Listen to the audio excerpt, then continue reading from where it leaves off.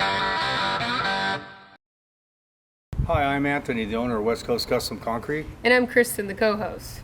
Welcome to the Best of the West show. Let's check it out. So we're going to do a walkthrough on this job in Upland, California. So where I'm standing right now is going to be a patio from about here to the house all the way to that block wall over there. It's about 1,300 square feet. And then right to my left is going to be an RV access runway. It's about 1,800 square feet, all the way to the wall behind us. Let's go over here because we're going to have 72 feet of block wall, 4 course high, from right here, and then all the way down to the other wall. It's just to retain this planter. And it's just going to be regular concrete and just a light broom finish. Joints are all regular, so it's pretty stock, basic. We got it. So here we are, we're setting the patio up. This patio is 20 by 60, and on this pour we set this up in a footing for a 100-foot retaining wall, and we pour an RV slab and do the wall in the next video. This is a really special video for me. This is my 100th video. When I first started, I just had a goal of wanting to do 100 videos for some reason, and I didn't know who was going to watch it or who wouldn't watch it. And I just want to thank everyone who supported my channel and watched me through 100 videos, and a special thanks to my daughters Sydney and Samantha, who always wrote comments on here when nobody else was, and I want to thank them for watching and supporting me. And let's get to the video. So we got Milton and his brother, basically Milton's whole family. Hey, it's Kristen here with the Best of the West. So first day on the job, I want to show you guys what we've got done today. So it's about halfway through, we're not finished yet. So we got half of the patio set up. This is really spongy over here. So we've got a vibra plate from Home Depot, and we're just going to compact it down a little bit. And then we're going to lay the rebar. So the patio will be set, and this is the first phase. The first pour is going to be the patio and the footing for the wall. So let's go back to the wall, and I'll show you what's done back here. And over here, we already have all the rebar bent for the cage and the footing for the little garden wall. So these were like monster-sized footings. Whoever built this wall, the footing came all the way out to here, and it's like that all the way down. So we had to chip some of it out. It's not hurting the integrity of the wall at all. It's ridiculously huge. It's not necessary. So we're cutting it back a little bit because there is a wall going to go right here. It's going to square off right here, and it's going to go about 5 feet off the back wall, and it's going to be 4 block high. So we're just going to use the breaker to dig the footing and help loosen the dirt because there's a lot of rock in this area. Normally in California, the ground's pretty compacted, and I can just compact it with my tractor. But this was like silty, powdery dirt, so we had to go pick up a vibra plate and wet it down. Milton got it super compacted. Put a lot of rebar.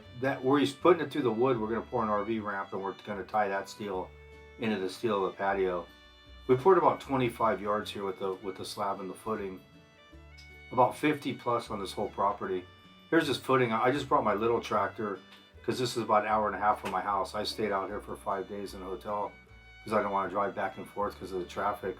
So I just brought the low S70 because I dug the footing and broke that footing, and I graded, and that's all they needed to accomplish with it. So I didn't bring any of the bigger tractors. And this place was a rock pile. There was basketball-sized boulders in this property. We were digging the footing. We used number 4 in the wall, number 3 rebar in the slab. So we're tying all the cage up for the rebar for the wall. The boys are putting it together. And I didn't bring my pump either because I didn't want to drive all the way home and get it. So I had a pump company from San Bernardino County come out. I'm just on pulling hose duty and pulling up the steel. This thing came out primo, bleached out in like a day. This is a 3000 straight cement, no fly ash, microfiber, regular concrete. We're rodding it down to get the slope away from the house, and then we'll turn and burn horizontal with the slab. I think we got 4 guys on the slab, and we got 4 guys putting the wall up because we poured the footing this day too. You'll see it coming up. This whole property came out nice. Next video I do a walkthrough of the whole video. There's my boy Ray out of Riverside. I use Greg Johnson out of Orange County. I use Ray in Riverside County. Just pumping this down. The slab came to about 16.5 yards. No, probably 18 yards. So we're going to pour the footing now. We had Javier with us this day. He was back for a while.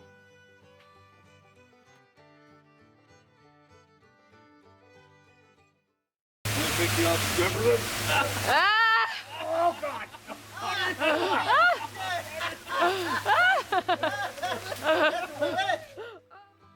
So we're dragging the hose back. We finished it off. It was about 25 yards we poured that day. We had 2.5 trucks. So they're gonna wash the pump out. We got an A+ crew. Best you'll see as always. You're watching the top of the chain. I got 4 guys on the slab and 4 guys on the footing putting the first course up. I think they throw most of the wall up that day. So we're troweling this out, we're joining it. It's a long joint up the middle, it's about 60 feet. Jose, that guy brooming and joining right there, is about the best I've seen cutting joints. I always have him broom it, he always cuts most of the joints. You guys have seen him on a bunch of my videos. You won't see anyone. I mean, these guys are complete hacks on here compared to these guys. As you can see. I think I got a shot of the 60-foot joint he cut. He put on like 6 or 7 poles on it. Here's the wall we put up. I guess we first coursed it that day and came up the next day when we pour an RV slab. That's about 20 yards, and then we pour a sidewalk in front of this wall. It'll be a really good video. That's how you keep it. You just put that on there to keep it straight. So we're throwing the wall up. That's colored spec mix too, with the split face block. Looks really good. It's mixing up, continually putting this up. I hope you enjoyed it, and thank you very much for watching my 100th video.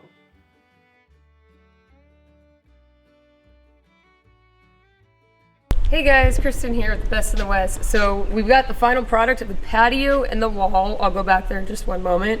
So this is about, less than a week old, and it has bleached out quicker than I've ever seen anything. But it's also, 95 degrees out here in Upland, California. So right here, anything where the concrete shrinks and expands when it cures. So around a fireplace or anything like brick, you have to put expansion foam. Because we've seen it one too many times where the brick will actually crack and it'll hairline on the actual slab. So let's go check out the wall. So the boys put the cap on this wall yesterday, and it's a split face, 2 block high right here because it goes down, and 3 block high in the back. And thanks for watching the Best in the West.